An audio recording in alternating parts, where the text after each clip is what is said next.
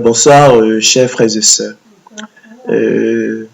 Vous écoutez Anjombolo TV, soyez les bienvenus. Nous allons poursuivre ce soir notre série de conférences consacrée à la prédestination en question.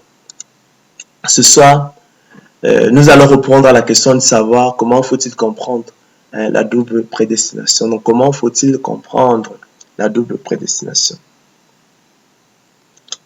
Alors, la notion de la double prédestination constitue pour certaines pierres d'achoppement et un véritable rocher de scandale. Étonnamment, généralement les athées comprennent par contre ça très bien. C'est une notion dialectique tout simplement. Il convient donc, chers frères et sœurs, de dissiper parmi les chrétiens l'inutile et vaine controverse autour de cette notion dialectique de la double prédestination. Notion élaborée fort à propos, à la lumière de l'enseignement de l'apôtre Paul dans son épître aux Romains, notamment Romains 9, 22 à 23. Et sur la base des décrets corrélatifs divins d'approbation et de réprobation, selon qu'il est écrit. Nous allons donc regarder ça, Romains 9, 22 à 23. Mais j'avoue que lorsqu'on évangélise même, parmi les athées, ils comprennent très bien la double prédestination, c'est logique. Mais ce sont les chrétiens. En fait, on met dessus chrétiens, mais ils sont des propres justes, des partisans de la propre justice, ceux-là qui se croient justes, qui trouvent un problème à cela. En fait, ils trouvent un problème à tout. Quand tu parles de prédestination, ils veulent rien comprendre. C'est tellement humiliant pour leur orgueil, leur cœur vaniteux. C'est dévastateur pour leur cœur vaniteux.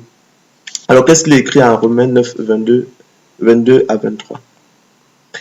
Au Romains 9, 22 à 23, il est écrit.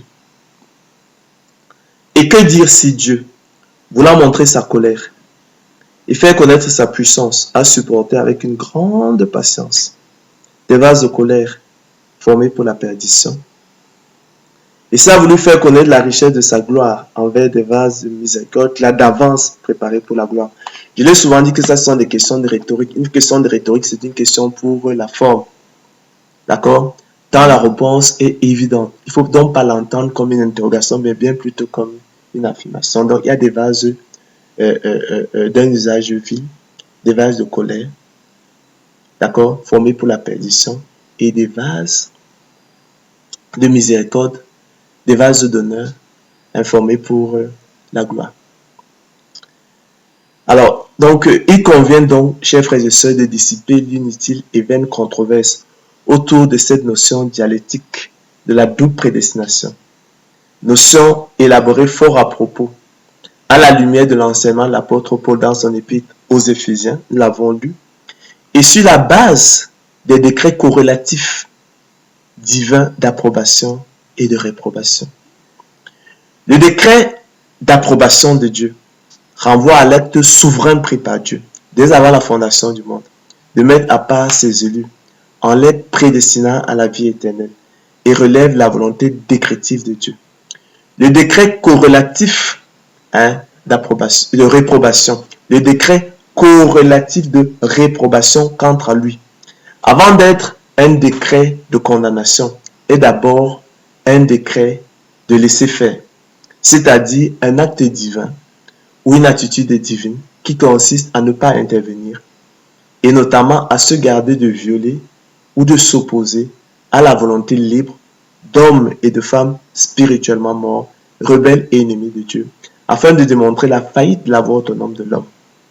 Le décret divin de laisser faire ou de réprobation appartient ainsi d'abord à la volonté permissive de Dieu. Donc, les décrets, il y a donc un décret divin d'approbation. Donc, c'est l'acte, c'est ce décret souverain de Dieu. Cet acte souverain pris par Dieu dès avant la fondation du monde de mettre à part ses élus en les prédestinant à la vie éternelle. D'accord? Alors, à côté donc de ces décrets divins d'approbation, il y a un décret corrélatif de réprobation. Mais ce décret-là, il faut bien le comprendre. Ce n'est pas un décret, c'est un décret de laisser faire c'est un décret de laisser faire. Ben, il se trouve simplement qu'il a l'effet d'un décret de condamnation. Mais en lui-même n'est pas un décret de condamnation, mais il est un décret de laisser faire. Il se trouve que du fait de la mort spirituelle de l'homme, l'homme qui est incurablement ennemi de Dieu, du fait de la faillite de la voie autonome de l'homme, l'homme qui veut transgresser la loi de Dieu, l'homme qui veut se détourner de Dieu, ce décret divin de laisser faire, lorsque Dieu décide de ne pas s'immiscer dans la vie de pécheurs, de rebelles, ils vont tomber dans la fosse. Il produit dans l'effet d'un décret de condamnation. D'accord? Dans le décret divin corrélatif de réprobation, il faut d'abord le comprendre pour ce qu'il est et le prendre véritablement pour ce qu'il est, à savoir un décret de laisser faire. C'est ça, en fait, ce qu'il est.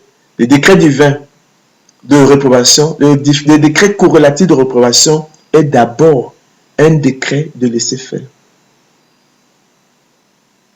C'est-à-dire que Dieu se garde d'intervenir, de s'immiscer, de violer, de s'opposer à la volonté libre d'hommes et de femmes spirituellement morts, rebelles et ennemis de Dieu, afin de démontrer la faillite de la voie autonome de l'homme. En raison donc de la rébellion de l'homme, de la faillite de la voie autonome de l'homme, ce décret divin de laisser faire produit l'effet d'un décret de condamnation. Qu'est-ce qu'on ne comprend pas là? Qu'est-ce qu'on ne comprend pas là? C'est simple. Telle est donc la notion dialectique de la double prédestination. Au roi des siècles, immortel, invisible, seul Dieu soit honneur et gloire au siècle des siècles. Amen.